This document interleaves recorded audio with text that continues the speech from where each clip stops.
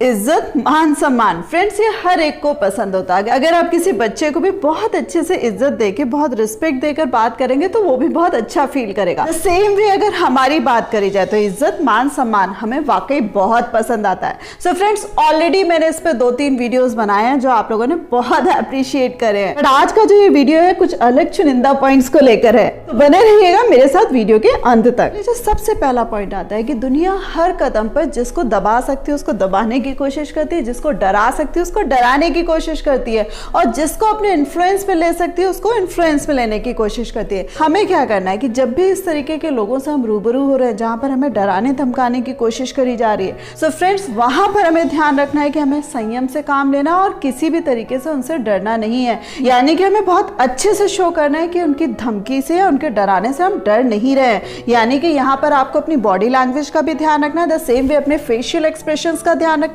और उसी के साथ साथ अपने इमोशंस का भी ध्यान रखना है, क्योंकि कई बार ऐसे लोग आपके इन भावों से अपने आप ही डर जाते हैं और आपके सामने नतमस्तक हो जाते हैं और मजबूर हो जाते हैं आपकी इज्जत करने के लिए। साथ साथ फ्रेंड्स जो दूसरा पॉइंट है कि आपको ध्यान रखना है कि जब भी कोई विवाद हो रहा है, जब भी कोई कॉन्फ्लिक्ट हो रहा है, सो आपको आई टू आई कॉन्टैक्ट रखना है, यानी कि आपको आंख से आंख मिलाकर बात करनी है।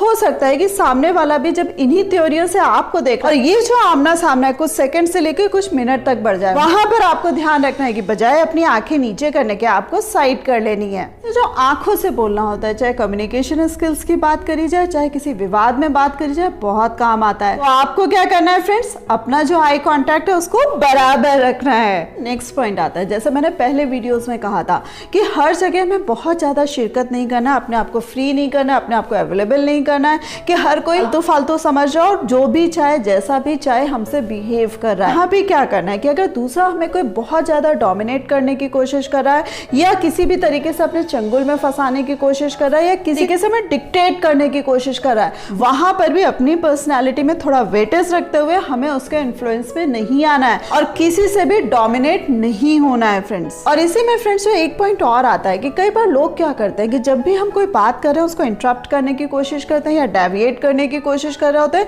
या किसी तरीके से हमारी बात को रोकने की कोशिश करते हैं। वहां पर हमको बताना है कि मैं जो ये बात कह रही हूँ या कह रहा हूँ उसका अपना वेटेज है और उसका मीनिंग है, and you don't have any right to stop me. कुल मिलाकर बात यह है कि जब भी हम इंटरेक्ट हो रहे हैं, जब भी हम लोगों से मिल रहे हैं, यहाँ पर हमारा कॉन्फिडेंस भी काम आ रहा है और यहाँ पर हमारी बॉडी लैंग्वेज भी मैटर कर रही है। यानी कि लोग जब आपको देख लेते हैं कि आप किस तरीके से निर्भीक है, फियरलेस पर्सनैलिटी है, सो वो अपने आप आपके सामने नतमस्तक हो जाते हैं और यहाँ पर फिर मैं कहूंगी कि आपको इज्जत मान सम्मान देने के लिए मजबूर हो जाते हैं। सेम वे फ्रेंड्स जो नेक्स्ट पॉइंट आता है कि हमेशा हमें अपने आप में ईमानदार होना चाहिए, ऑनेस्ट होना चाहिए। यानी कि जब भी कभी कोई बात हमारे अगेंस्ट भी जा रही है, सो हमें एडमिट करने में या उसको मानने में चूकना नहीं चाहिए। हर बात पर सॉरी फील करना या हर बात पर अपोलोजाइज फील करना भी अपने आप में एक दिक्कत वाली बात होती है। यानी कि लोग हमें कमजोर समझते हैं और कम आंकते हैं। यहाँ पर भी हमें ध्यान रखना है कि हर बात पर हमें सॉरी नहीं बोलनी है, क्योंकि कई बार क्या होता है कि कुछ रिलेशंस में सामने वाले की आदत बन जाती है कि वो हर बात पर हमें झुकाना चाहता है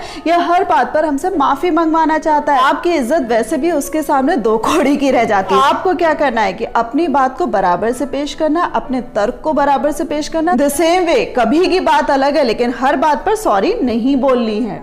नेक्स्ट पॉइंट आता है कि कई बार हमें लगता है ये जो रिस्पेक्ट है, ये इज्जत मान सम्मान है, उसके लिए हम डिजर्विंग है, यानी कि इतना तो बनता ही है कि लोगों को हमारी इज्जत करनी चाहिए। यानी कि वहां पर अगर छोटे हैं तो उनको हमें इज्जत मान सम्मान देना चाहिए। कई बार क्या होता है फ्रेंड्स, लोग जानबूझकर हमें हर्ट करते हैं और हमें इज्जत मान सम्मान नहीं देते हैं, जो थोड़ी बहुत इज्जत मान सम्मान के हम हकदार होते हैं। सो वहां पर आपको ध्यान रखना है कि किसी भी हालत में अपने आप को पैनिक नहीं होने देना, अपने आप को हर्ट नहीं होने देना है, और हाँ अपने जो भाव है, अपने जो इमोशंस हैं, दूसरों के सामने उस समय जाहिर नहीं होने देना है। Friends last but not the least, जैसे कि मैंने पहले भी वीडियोस में कहा है कि ये जो इज्जत मान सम्मान है ये कमानी पड़ती है, यानी कि अपने आप लोग नहीं देते हैं। सो कई बार ऐसे लोग जो इज्जत मान सम्मान देने के लिए तैयार नहीं है, वहां पर फ्रेंड्स हमें सिखाना पड़ेगा कि उनको किस तरीके से हमें इज्जत मान सम्मान देना चाहिए। और अपनी पर्सनैलिटी पे इतना वर्क करना पड़ेगा फ्रेंड्स कि अपने आप लोगों की नजरें हमारे सामने झुक जाएं। फ्रेंड्स इन टोटलिटी जो चीज निकल कर आती है कि लोग बेवजह कोई काम नहीं करते, लोग बेवजह ना तो किसी को प्यार करते ना इज्जत मान सम्मान देते हैं। सो यहाँ पर आपको अगेन मैं कहूंगी अपने आप को इतना वैल्यूएबल बनाना है, इतना इंपॉर्टेंट बनाना है